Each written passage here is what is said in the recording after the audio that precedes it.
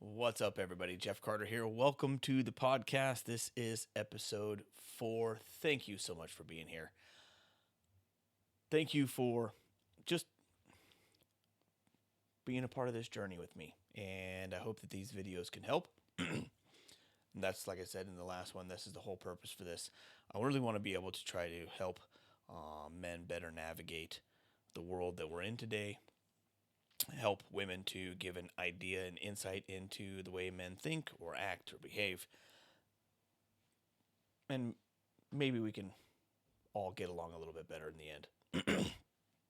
Today, I wanted to talk about the idea of toxic masculinity in this day and age. I really kind of struggled with the topic for today. I was going to go a completely different direction, but something has been bugging me about this lately, mostly because the idea of toxic masculinity in this world that we're living in now, it just seems ridiculous to me. So I wanted to start off by giving the definition, what I've found to be the most common definition out there for what toxic masculinity is referring, quote, referring to cultural norms and behaviors associated with traditional masculinity that can be harmful to men and society, such as emotional repression, aggression, misogyny, homophobia, etc. It highlights how these traits can lead to negative outcomes for men and the women that are around those men. And that just seems ridiculous because you cannot use the word that you're trying to define in the definition of itself. Toxic masculinity with traditional masculinity, it's like trying to define this pen. I said, well, this pen is a pen because it does pen-like things. No. The portrayal of toxic masculinity and the box that society is trying to put us in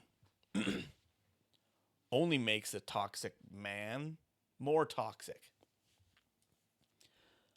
So what does it really mean, though?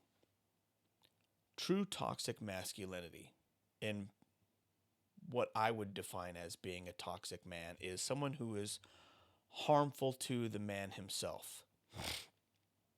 They have violent outbursts due to bottled up feelings, or depression due to those same kind of bottled up feelings.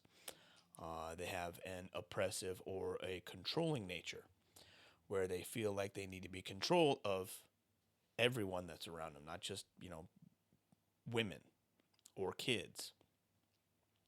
They have to be in control of anything and everything that's around them. That's very kind of what the true idea of toxic masculinity is. And of course, those ideas, those traits are harmful, and those things need to be addressed or battled, overcome for the man himself. What I am experiencing lately with this whole idea, because I've been thinking about this all week, and I wanted to put together some way to identify these types of behaviors, if that is something that you're dealing with, or someone that is close to you that you're dealing with them in these kind of behaviors. So how do you identify it? How do you recognize it? Obviously, if the man that you're dealing with, working with, living with, in any kind of relationship with it, or if it's you yourself, you see yourself being repressive towards yourself, not allowing yourself to feel real feelings, not allowing yourself to be emotionally vulnerable, which I know is extremely difficult for us. Being able to open up about things that are going on in your daily life. What kind of communication do you have? Is it limited communication? Do you know how to communicate? So this is something that I struggle with big time. I said in my first podcast that I'm not a great listener. Well, I'm also not a great talker, despite these me putting all of these thoughts and ideas down into video format and literally speaking to you right now. I'm not good at, talking about little things that are going on in my day, things that I'm thinking, things that I'm feeling. It's typical that people look at men and want to put them into a box of very limited emotional capacity. We men have very limited feelings. We feel joy or happiness. We feel anger. We can get sad, but not really sad. Just kind of maybe bummed out. But the opposite is true. We do have a very, very wide range of feeling. We just don't know how to express it outside of those 2 or 3 or 4 different ways. Mostly because we were taught by men who didn't know how to express their feelings very well. Most of the adult women that were in my life growing up as a kid would define my dad as, his main form of communication was through sarcasm. So my dad was a very, very sarcastic person. And I learned that kind of behavior very early on. Pardon me, my allergies are bothering me today, so I'm going to probably be wiping my eye, and I apologize for this.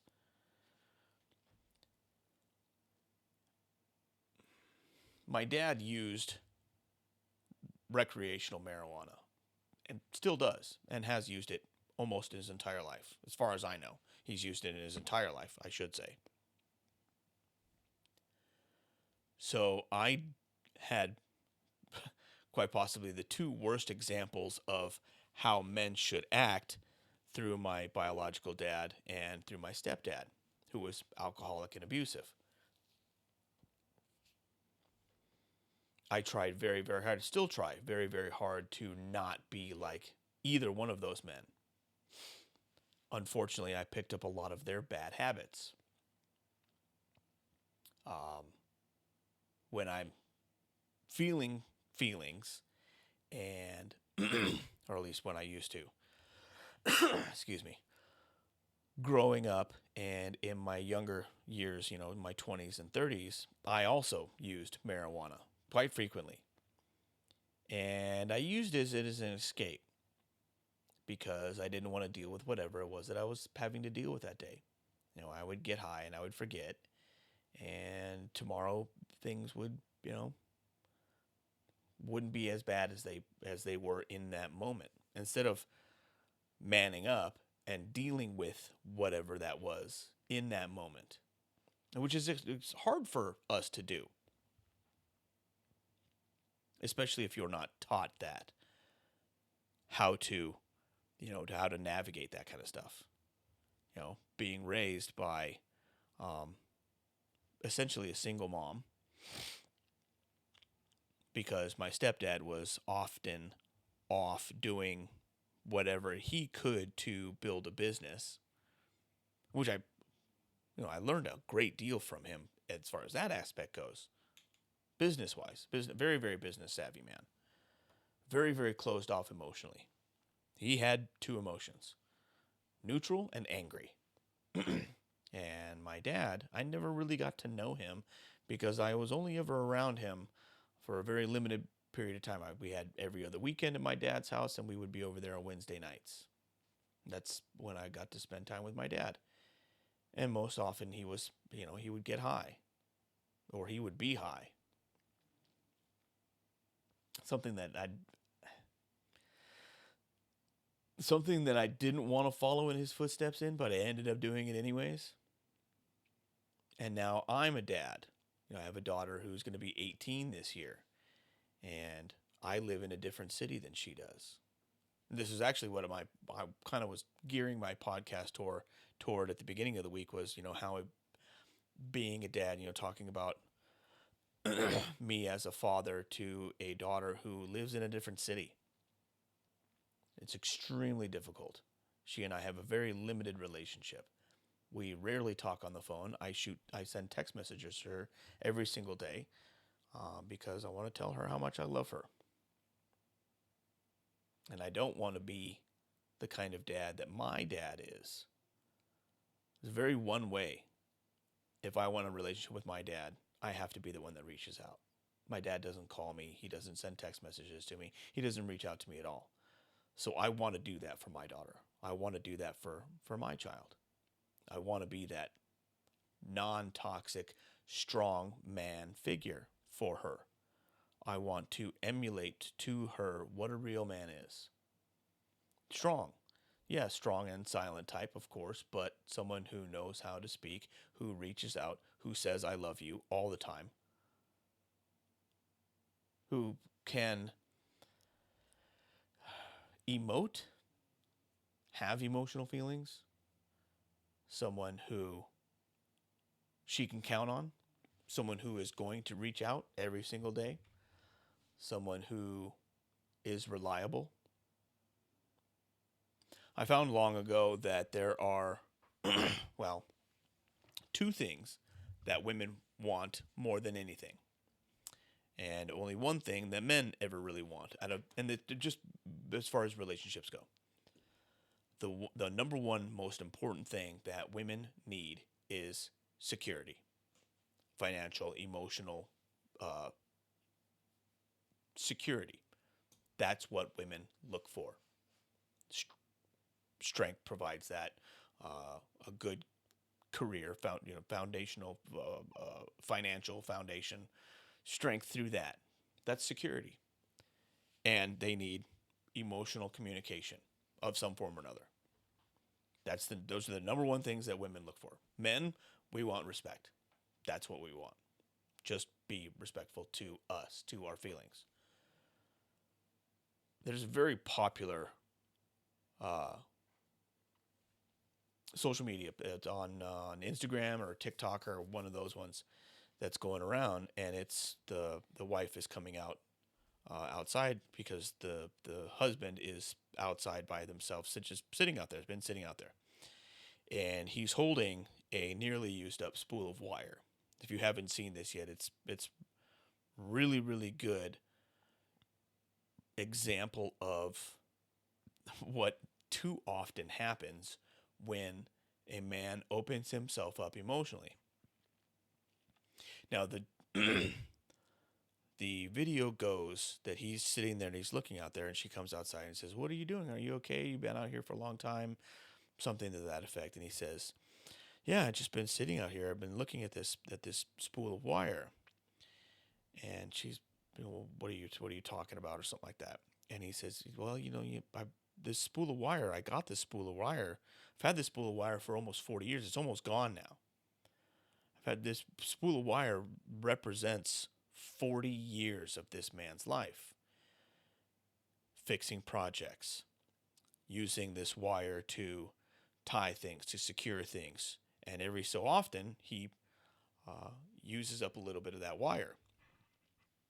And it's gone from this massive spool of, and I believe it's baling wire, something that every man should have, along with a roll of duct tape, a hammer, a screwdriver, a pair of pliers, some vice grips. And you need to have both of those, pair of pliers and vice grips.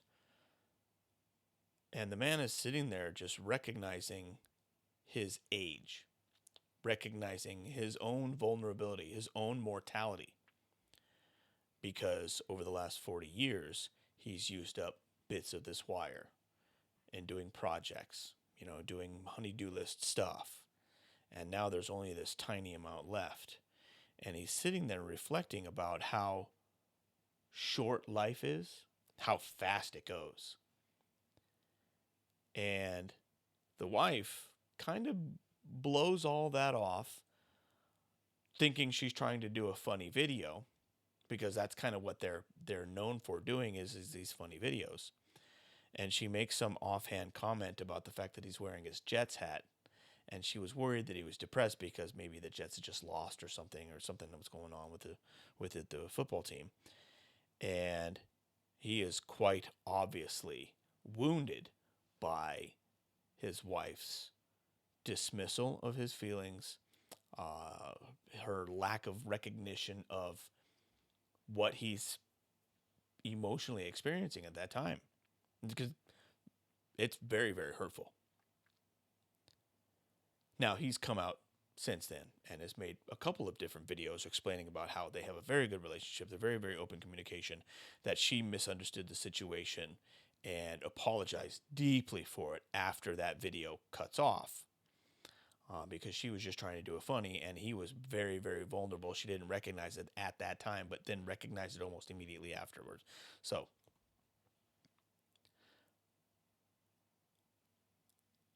my point is the reason why most people fear the toxic man is we as a society have never been taught how to nurture the emotions that men do feel. Too often as dads, we train our sons to be tough, don't cry, real men don't cry, be strong, don't show weakness, because you get that through the father-son dynamic in sports, in competition, because that's what we're geared for. We are geared for competition. The hunter-gatherer nature that we have as a nomadic people that we used to be. If you read your history, you'll find that, and I'm going to bring it in, the Bible is the most accurate historical text that we have. Predominantly in the beginning of that Bible is a book called Exodus, in which the Israelites leave Egypt. They flee from Pharaoh and are traveling and trying to find their way to the promised land that God has promised Israel, being led by Moses, Aaron, and eventually Joshua takes over after Moses dies. 40 years we were a nomadic people, or at least the Israelites were a nomadic people. For generations, we were a nomadic people. It's only been recently, within the last 1,000 years or so, where we planted ourselves in specific locations. Well, maybe since the last 2,000 years, 3,000 years. But for the first 3,000 years of our existence, according to the Bible, which is about 7,000 years dated in our planet. And we can get into the argument later on about the theory of evolution and that of what is creation. And I am a firm believer in creation. If God wanted to make the earth look like it was hundreds of billions of years old, then he could very well do that. He's God, he's creator. He could literally make rocks appear to be 1 billion years old, and that would just confuse us. And we would have to lean on our faith in order to believe that creation is real versus evolution, which has never been proven. Evolution, that is. That's why it's still called the theory of evolution. Getting back to the idea, this fake idea of toxic masculinity. How do you recognize it? Do you find yourself using violence as a solution?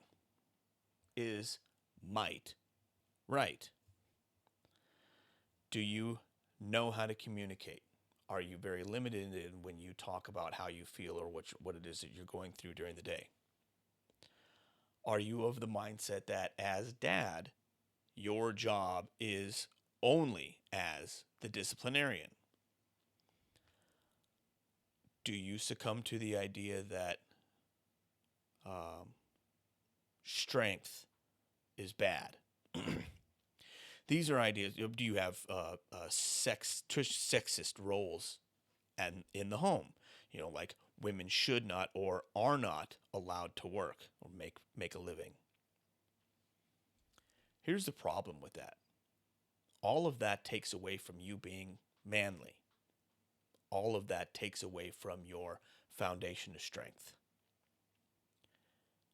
You are called to be strong. I am called to be strong. Both physically financially, emotionally, and especially spiritually. You need to be strong. There's a saying, and I don't know where I heard this first, or maybe I heard bits and pieces of it and I put this together myself, but I don't think so. I'm pretty sure it's been around for a while. If you're not a believer in God, if you're not a person of faith, Christian or whatever, then this world is as close to heaven as you're ever going to get. Now, if you're a Christian, if you believe in God and Jesus as your personal Lord and Savior, then this world is as close to hell as you're ever going to get.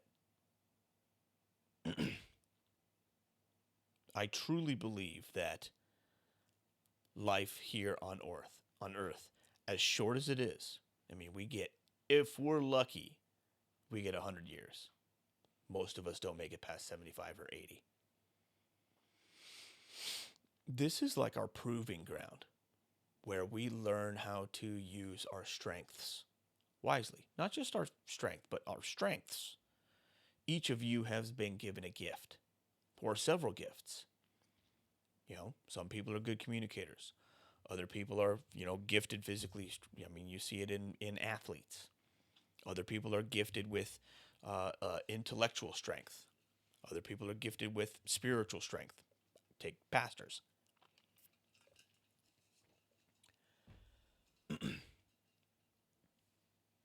But being manly is a good thing.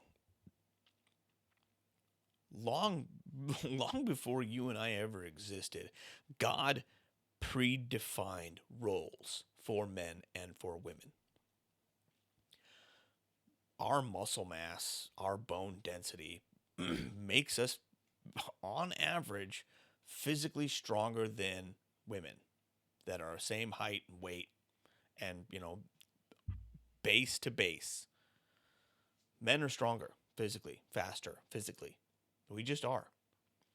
That's why you see in the world today with this whole idea of this transgender movement, when boys suddenly say, identifying as being a girl, and then they switch sports, and the mediocre dude in that particular sport, swimming or track or whatever, all of a sudden becomes the record-setting person in the female version of that sport.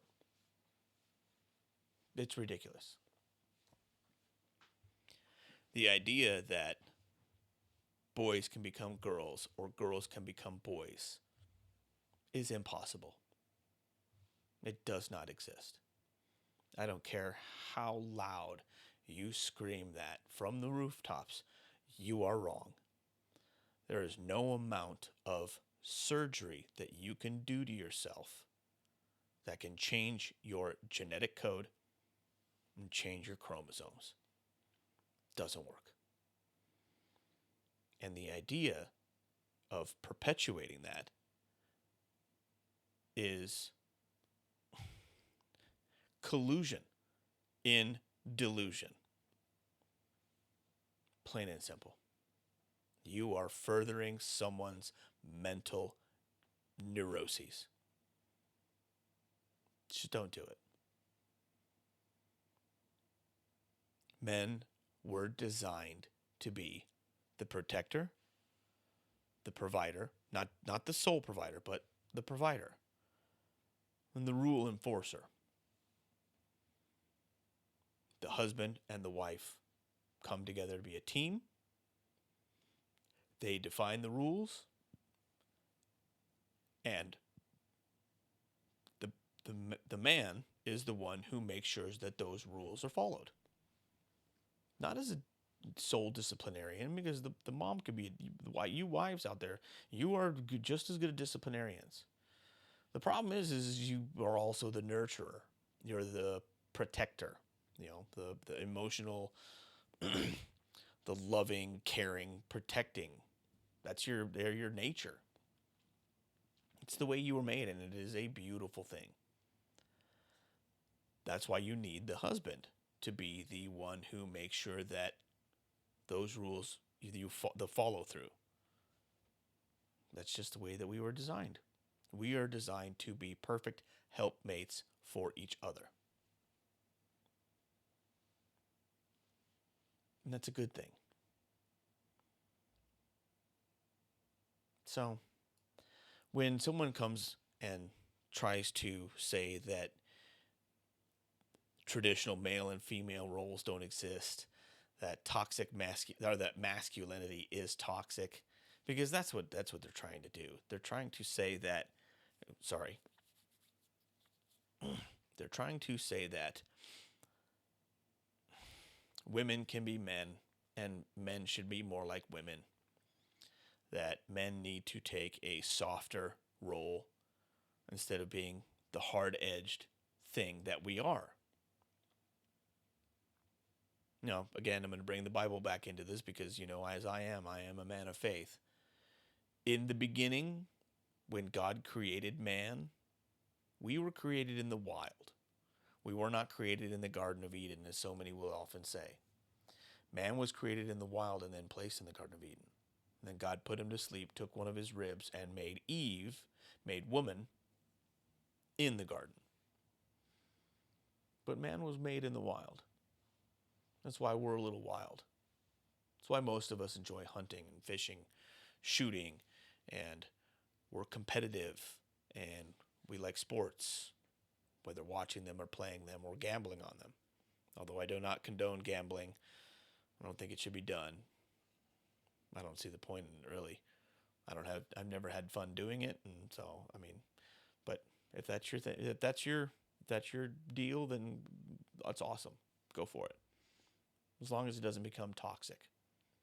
As long as you don't become toxic to those around you, you're not doing it secretly, and it's not ruining your life or your marriage or your business or your career. But that's pretty much all I have to say about that one. We might delve a little bit more into that topic later on, but for now, that's where I'm going to cut it. Ladies and gentlemen, thank you so much again for being here. Thank you for watching. Thank you for listening. Make sure to smash that Rumble button, hit that like button, subscribe, download these podcasts, share these podcasts with everyone that you know. Again, I want to do this to help. That's the whole purpose of this. I really want to be able to reach other men that are kind of going through the same stuff that I am, that are thinking about the same things that I am or thinking about dealing with the same issues that I'm dealing with. So, thanks again for being here. Hope to see you on the next episode. In the meantime, stay safe. God bless. And I love you.